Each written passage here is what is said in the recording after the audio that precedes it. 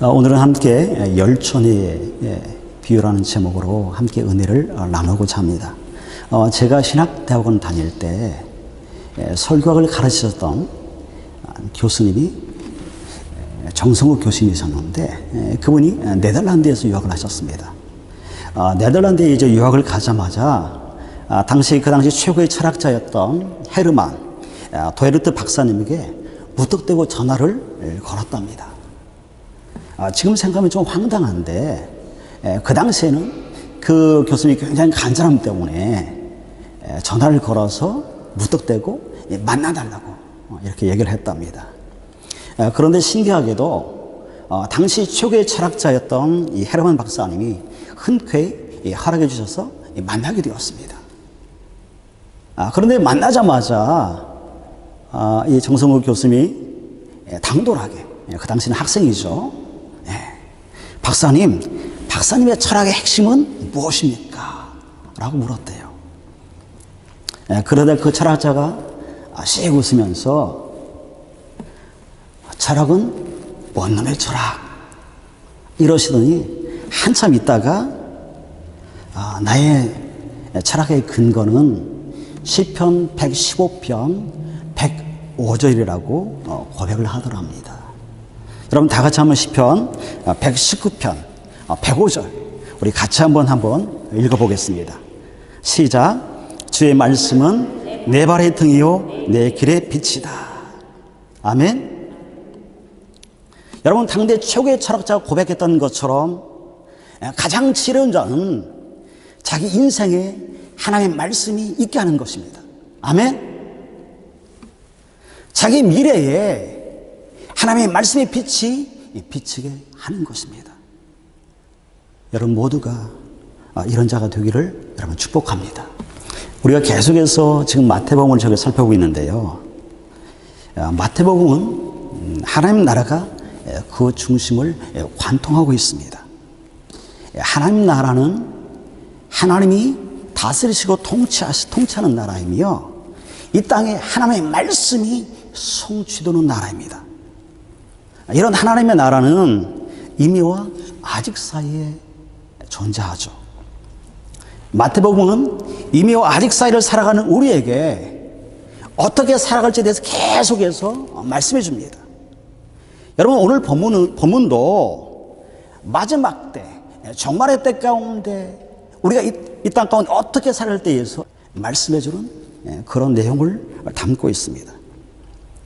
우리가 전에 살펴보았던 것처럼 마태복음은 마치 모세오경을 연상시키는 것처럼 5개의 묶음으로 예수님의 이야기들을 모아놓은 그런 말씀입니다. 첫 번째 묶음이 산상수훈인 마태복음 5장과 6장, 7장입니다. 그리고 마지막 5번째 묶음이 예수님이 감람산에서 하신 말씀을 담고 있는 마태복음 24장, 25장의 감람산 강화입니다. 예수님은 산상수훈을 통해서 이 땅을 살아가는 저와 여러분에게 예수 그리스도를 통해서 시작된 하나님의 나라가 어떤 나라인지에 대해서 말씀하시죠. 그리고 맨 마지막 5번째인 감람산 강화에서는 마지막 때, 종말의 때를 살고 있는 저와 여러분에게 이 때를 어떻게 살아야 하는지에 대해서 말씀해 주고 있습니다.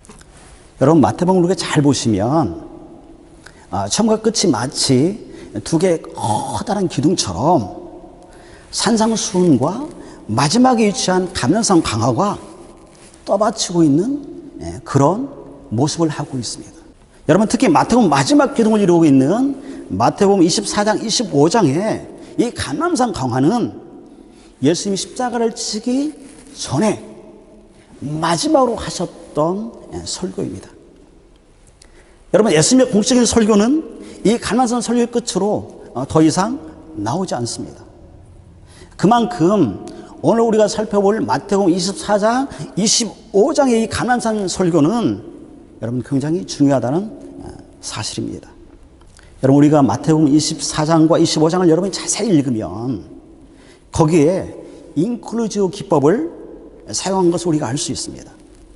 여러분 인클루지브 기법은 전에 저희가 마태복음 처음 시작할 때 말씀드린 것처럼 마치 보자기로 내용을 싸는 것처럼 성경 본문의 내용을 맨 앞과 맨 뒤에 같은 말로 감싸는 그런 구조를 하고 있는 것을 인클루지브 기법이라고 우리가 얘기했습니다. 여러분, 성경에서 이런 인클루지브 기법을 사용하는 것은 그 부분을 강조하기 위해서입니다. 여러분, 24장 25절에 나오는 여러분 인클루지브 기법을 같이 한번 보겠습니다. 여러분, 마태복음 24장 36절 우리 다 같이 한번 읽겠습니다. 시작. 그러나 그날과 그때는 아무도 모르나니 하늘의 천사들도 아들도 모르고 오직 아버지만이 아시느니라. 또 마태복음 25장 13절 우리 다 같이 한번 읽겠습니다. 시작. 그런즉 깨어있으라. 너희는 그날과 그 시를 알지 못하느니라. 여러분, 여기 보시면 그날과 그때를 알지 못하느니라. 바로 그 말씀이 인클루지브 기법을 사용해서 지금 쓰고 있는 그런 구조입니다. 여러분, 이런 인클루지브 기법을 써서 지금 강조하고자 하는 것이 무엇이죠? 그날과 그때는 아무도 뭐한다? 알지 못한다. 다시 말하면 마지막 때, 그 종말의 때는 아무도 모른다는 말입니다. 여러분, 저와 여러분 그때를 알 수 없습니다. 심지어 아들로 오신 예수님조차도 그때를 모른다라고 말씀합니다. 오직 하나님만이 그때를 아시죠. 우리는 몇 월 며칠 이 지구가 종말이 올지 우리는 알지 못하죠. 아예 그날이 안 오면 좋은데 여러분, 얼마나 좋아요. 마음도 편하고 안 오면. 그런데 중요한 것은 우리의 의지와 상관없이 그날은 반드시 온다는 것입니다. 여러분, 그렇다면 종말의 때를 사는 저와 여러분은 어떻게 해야 할까요? 성경은 이에 대해서 뭐라고 우리에게 답을 주고 있습니까? 성경은 우리에게 그 답을 주기 위해서 방금 제가 말씀했던 그 인클루지브 그 기법을 사용한 그 본문 안에 몇 개의 비유를 담고 있습니다. 그리고 그 비유를 통해서 마지막 때, 종말의 때를 어떻게 살할 때에 대해서 우리에게 해답을 주고 있어요. 여러분, 한번 우리가 같이 볼까요? 먼저 인클루지브 그 구조 안에 보면 첫 번째 비유가 뭐냐면 여러분이 잘 아시는 노아의 때 비유입니다. 그 말씀이 24장 37절부터 그 내용이 나오는데요. 그 노아의 때의 그 비유의 결론을 주신 말씀이 마태복음 24장 42절 말씀입니다. 우리 다 함께 같이 한번 쉬운 성경으로 같이 한번 읽겠습니다. 시작. 그러므로 항상 깨어 있어라. 왜냐하면 언제 너희 주님께서 오실지 너희가 알지 못하기 때문이다. 여러분, 그러므로 뭐 하라고요? 깨어 있으라고 말씀하죠. 마지막 때를 사는 저와 여러분에게 주님은 지금 항상 깨어 있으라고 말씀하고 계십니다. 여러분, 한번 옆 사람에게 한번 얘기합니다. 항상 깨어 있으세요. 여러분, 또 보겠습니다. 여러분, 그 인클루지브 구조 안에 보면 또 하나의 마지막 그 비유가 뭐냐면 열천의 비유예요. 오늘 우리가 열천의 비유. 지금 이 열천의 비유를 말씀하시면서 결론적으로 또 우리에게 주는 말씀이 뭐냐면 마태복음 25장 13절의 말씀입니다. 다 같이 또 한번 읽겠습니다. 시작. 그러므로 항상 깨어 있으라. 그 까닭은 너희가 그날과 그때를 알지 못하기 때문이다. 여러분, 잘 보시면 우리가 방금 보았던 노아의 때의 비유와 마지막으로 젖었던 열천의 비유가 똑같이 다 결론은 뭐라고 말씀하냐면 그러므로 항상 뭐 하라고요? 깨어있으라. 깨어있을 걸 지금 말씀하고 있습니다. 그날과 그때를 모르기 때문에 우리에게 깨어있으라고 지금 말씀하시는 것입니다. 사랑하는 성도 여러분, 주 안에서, 말씀 안에서, 기도 가운데 여러분 늘 깨어있기를 소망합니다. 아멘? 아멘? 여러분, 오늘 본문인 열천의 비유를 좀 더 자세히 한번 보겠습니다. 오늘 본문은 천국은 마치 등을 들고 신부를 맞으러 간 열천과 같다라는 말로 오늘 비유가 시작합니다. 고대 이스라엘의 결혼식은 신랑이 신부의 집으로 행차하면 신부가 들러들과 함께 마중을 나가서 신랑을 영접해 드림으로 혼인잔치가 시작되어집니다. 대개 우리는 결혼식이 낮에 시작하죠. 그러나 당시 이스라엘의 결혼 예식은 밤에 시작합니다. 밤에 예식을 시작하는 것은 우리와는 달리 이스라엘의 하루의 시작은 밤에 시작하기 때문에 그렇습니다. 여러분, 그래서 창세기 1장에 보시면 천지 창조의 과정도 보시면 어떻게 시작하죠? 아침이 되고 저녁이 됐다고 말씀하지 아니하고 반대로 저녁이 되고 아침이 되니라. 여러분, 열 처녀가 신랑을 맞으러 나갔습니다. 미라는 5 처녀는 등을 준비했지만 여분의 기름은 준비하지 않았습니다. 그런데 반해서 슬기로운 지혜로운 5 처녀는 등과 함께 여분의 기름을 준비했습니다. 그런데 문제는 신랑이 더디 와서 그들 모두 다 졸다가 잠이 들었습니다. 신랑이 온다는 소리에 화들짝 놀랐겠습니다. 그리고 서둘러 등을 준비합니다. 그런데 미련한 5 처녀의 등에 있는 등불이 꺼져갑니다.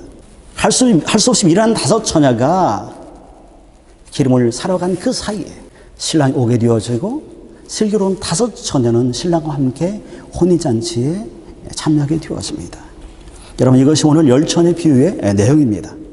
여러분, 여기서 신랑은 누구를 말할까요? 신랑은 예수님, 그렇죠? 신랑 오는 때는 예수님이 이 땅에 재림하는 때입니다. 그러면 신랑을 기다리는 열 처녀는 누구를 말할까요? 예수 그리스도를 기다리는 교회와 성도들을 얘기합니다. 다시 말하면 열 처녀는 오늘날 저와 여러분을 가리키는 것이죠. 여러분, 놀라운 것은 신랑을 기다리는 미련한 5 처녀도 지혜로운 5 처녀들처럼 그 외형과 형식은 다 갖췄다는 사실입니다. 미련한 5 처녀도 지혜로운 5 처녀들처럼 뭘 준비했죠? 득을 준비했습니다. 그리고 신랑을 기다렸습니다. 그리고 신랑이 더디오자 미련한 5 처녀와 슬기로운 5 처녀가 모두 졸다가 잠을 잤습니다. 여러분, 보시는 것처럼 미련한 5 처녀와 지혜로운 5 처녀 모두 유형과 형식에 있어서는 거의 차이를 발견할 수가 없습니다. 여러분, 신랑이 제때 왔더라면 미련한 5 처녀와 지혜로운 5 처녀 모두 아무런 문제가 되지 않았을 것입니다. 여러분, 그런데 문제는 신랑이 더디 온다는 데 있습니다. 여러분, 이처럼 우리도 형식과 유형에 있어서는 믿음이 있는 자와 믿음이 없는 자의 차이가 잘 드러나지 않을 수가 있습니다. 여러분, 도리어 평안할 때에는 믿음이 없는 자가 더 믿음이 있는 것처럼 보일 때가 있어요. 그렇죠? 그러나 신랑이 더디 오는 것처럼 위기가 찾아왔을 때, 나에게 시험과 환난이 찾아왔을 때, 그때 믿음이 그 바닥을 드러내게 되는 것입니다. 여러분, 신랑이 더디 오자 누가 미련한 5 처녀인지, 누가 슬기로운 지혜로운 5 처녀인지 확연하게 드러나게 된다는 사실입니다. 여러분, 누가 미련한 5 처녀입니까?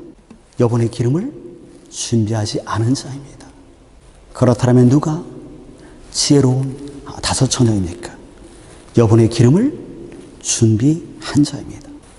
사랑하는 여러분 모두 지혜로운 5 처녀가 되기를 축원합니다. 아멘. 여러분, 옆 사람이 한번 이렇게 얘기해 주세요. 준비하는 자가 지혜로운 자입니다.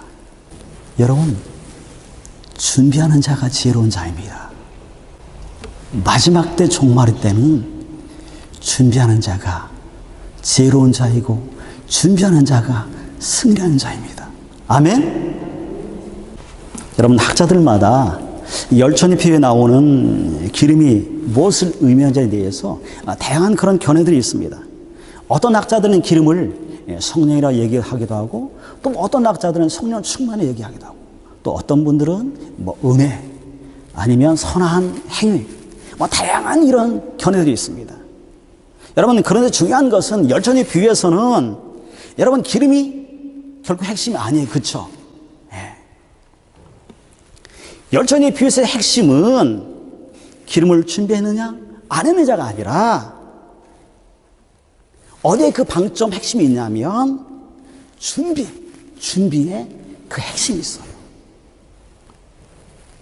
그래서 여러분 보면 열천의 비유에서 결론적으로 뭐라고 말씀하고 있냐면 다 같이 13절 다시 한번 읽겠습니다.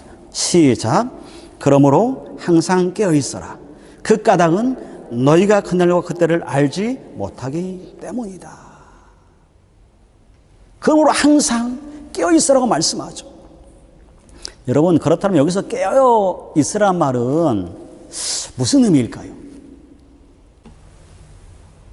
잠을 안 자고 신랑이 올 때까지 깨어있는 걸 얘기할까요?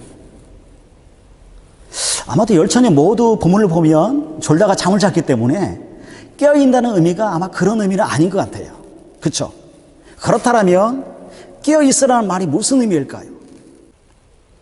여러분, 감람산 강화인 마태복음 24장 25장을 우리가 자세히 보시면 아주 흥미로운 것은 깨어있다는 말과 준비하다는 말을 같은 의미, 동의어로 사용하고 있는 것을 우리가 볼 수가 있습니다. 24장 40절 보시면 그러므로 깨어있어라.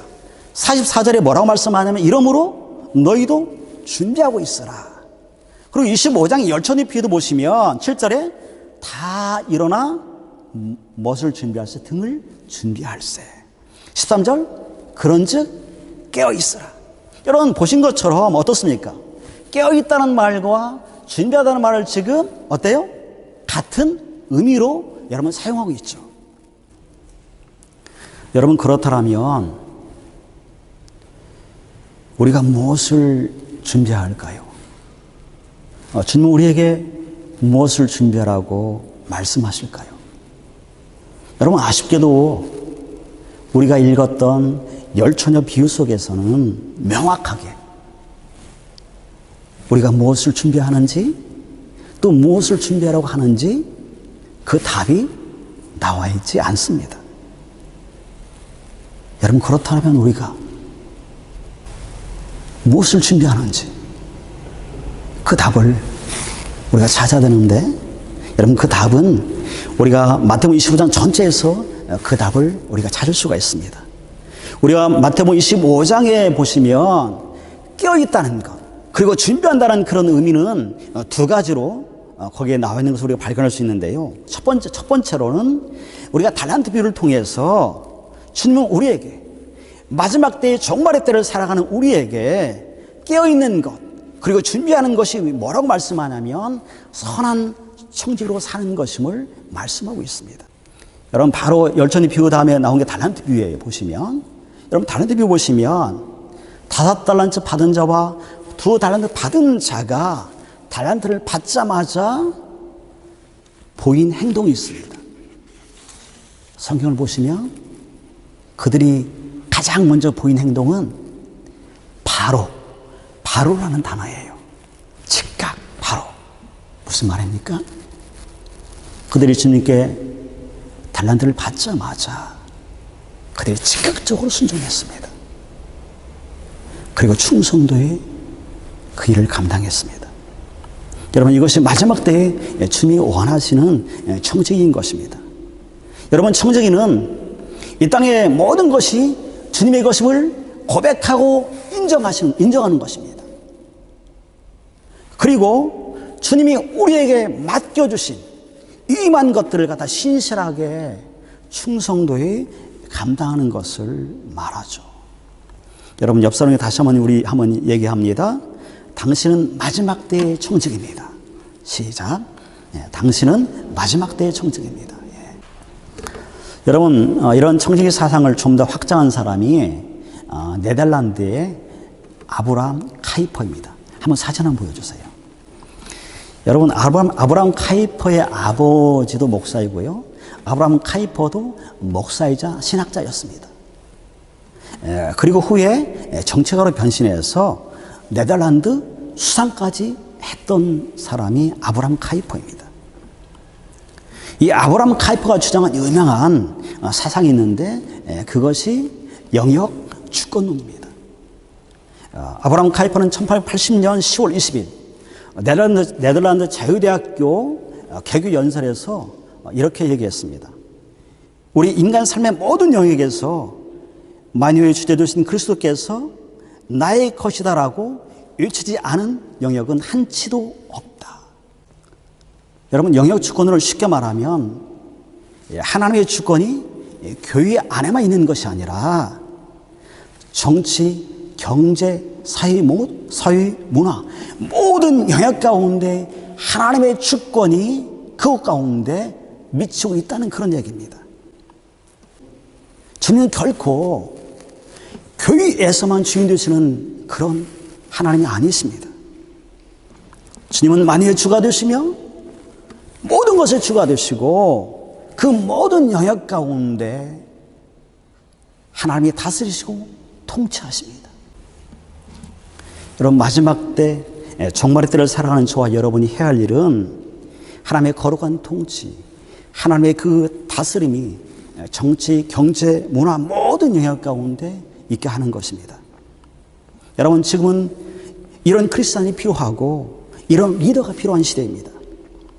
여러분, 교회가 해야 할 일은 정치, 경제, 문화 모든 영역 가운데 선한 영향력을 끼칠, 거기에 하나님의 거룩한 통치가 임하게 할 그런 리더, 그런 사람을 세우는 일입니다. 사랑하는 여러분, 사람을 세우십시오. 사람을 세우는 교회가 되게 하십시오. 저는 이 땅의 교회를 통해서 앙겔라 메르켈 같은, 아브라함 카이퍼 같은 선한 영향을 끼치는 하나님의 사람들이 세워지고 일어나기를 소망합니다. 여러분, 베를린 배달교회가 이런 귀한 삶을 감당하길 여러분 축원합니다. 아멘. 여러분, 그렇게 될 줄 믿습니다. 저희 교회 비전 가운데 하나가 통일 한국의 리더를 세우는 그런 비전이 있습니다. 여러분, 베를린 배달교회를 통해서 통일 한국의 리더들이 일어나길, 세워지길 여러분 소망하고 또 기도합니다. 여러분, 꼭 기도해 주세요. 그것이 이 시대 우리의 사명입니다. 여러분, 두 번째로 열천의 비유에 나오는 깨어있으라는 말은 마태복음 25장 후반부에 나오는 양과 염소 비유를 통해서 우리가 유추해 볼 수가 있습니다. 여러분, 양과 염소 비유에서 주님은 지극히 작은 자에게 한 것이 곧 내게 한 것이고 지극히 작은 자에게 하지 않은 것이 곧 내게 하지 않은 것이라고 말씀합니다. 여러분, 여기 보시면 주님은 지극히 작은 자와 주님 자신을 동일시하고 계십니다. 여러분, 이것은 마치 한 나라의 왕이 과부나 과를 왕 자신과 동일시하는 것과 같습니다. 여러분, 당시 사회에서는 이런 일은 결코 일어날 수 없는 일이죠. 그런데 왕이신 주님이 그 지극히 작은 자와 주님 자신을 동일시하십니다. 그뿐만 아니라 왕이신 주님이 저와 여러분을 주님과 동일시하십니다. 할렐루야, 아멘. 저희가 지난 한가위를 맞이해서 베를린 홀로 사시는 어르신들에게 작은 선물을 드리는 그런 행사를 우리가 했습니다. 여러분, 이런 행사를 한 것은 우리를 드러내려고 한 것이 아니라 방금 말씀했던 것처럼 지극히 작은 자와 주님을 동일시했던 그 마음 가지고 이 땅에 살아가는 그 어르신들이 마치 예수님처럼 우리가 그분들을 섬기고 사랑하는 것이 마땅하기 때문에 우리가 그 일을 한 것입니다. 여러분, 앞으로 계속해서 교회의 재정을 이런 곳에 흘려보낼 것입니다. 여러분, 주님의 시선이 머무는 그곳 가운데, 주님의 사랑이 머무는 그곳 가운데 우리 교회의 시선도, 우리 교회의 사랑도 거기에 머물러 있을 것입니다. 여러분, 우리는 지난 2년 동안 코로나로 인해서, 코로나 팬데믹으로 인해서 어려운 시기를 우리가 다 겪고 있습니다. 특히 10대, 20대들에게는 치유의 문은 더 좁아졌고, 그리고 입학식과 졸업식의 풍경도 사라진 지 이미 오래가 되었죠. 여러분, 이런 10대, 20대들을 가리키는 새로운 신조어가 있는데 그것이 코로나 로스트 제네레이션이라는 신조어입니다. 코로나로 잃어버린 세대. 여러분, 코로나 잃어버린 세대. 여러분, 말만 들어도 얼마나 암울해요. 그렇지 않아요? 그런데 BTX가 유엔 연설에서 10대, 20대는 코로나 로스트 제네레이션이 아니라 웰컴 제네레이션이라고 연설을 했습니다. 코로나로 주춤하고 절망하는 세대가 아니라 변화에 당당히 맞서는 웰컴 제네레이션이라는 말입니다. 여기에 계신 10대, 20대 여러분들은 코로나 로스트 제네레이션 아니라 웰컴 제네레이션. 여러분 그런 세대입니다. 여러분 주의 이름으로 축복합니다. 그리고 이 시대를 살아가는 마지막 때를 살아가는 저와 여러분 모두는 웰컴 지저스 제네레이션입니다. 아멘? 아멘? 예. 우리는 웰컴 지저스 제네레이션이에요. 여러분 초대교회 보시면 기독교의 폐이 가장 심했던 그때에 초대교회 성도들이 했던 인사가 마라나타였습니다. 여러분 마라나타는 우리가 잘 아는 것처럼 주 예수여 오시옵소서. 그들은 볼 때마다, 그들은 만날 때마다 환난의 핍박이 심하면 심할수록 그들은 서로를 향해서 격려하듯 마라나타 마라나타 주 예수 오시옵소서. 여러분 그렇게 인사했습니다. 여러분 옆 사람에 한번 인사할까요? 마라나타. 아멘? 네. 마지막 때를 살아가는 우리들에게 우리의 입술에 마라나타 또 하나는 웰컴 지저스 제네레이션. 여러분 이 두 가지 여러분 꼭 마음에 간직하고 살기를 소망합니다. 사랑하는 여러분, 우리가 보았던 것처럼 마지막 때를 살아가는 우리들에게 주님은 지극히 작은 자를 주님 자신과 동일시했던 것처럼 그렇게 동일시하면서 이 마지막 때를 살려고 말씀합니다. 그리고 또 하나는 이 땅에 하나님의 주권을 인정하면서 이 땅의 그 모든 것 가운데 하나님의 거룩한 통치, 하나님의 거룩한 그 다스림이 있게 하기 위해서 저와 여러분이 서 있는 그곳 가운데 선한 영향을 끼치는 그런 믿음의 삶을 살 것을 여러분 촉구하고 또 그렇게 결단하라고 말씀합니다. 사랑하는 여러분, 마지막 때를 사랑하는 여러분 모두 슬기로운 다섯 처녀들처럼 이 땅 가운데 주 예수의 오시옵소서라고 고백하면서 믿음으로 당당하게 살아가는 저와 여러분이 되기를 축원합니다.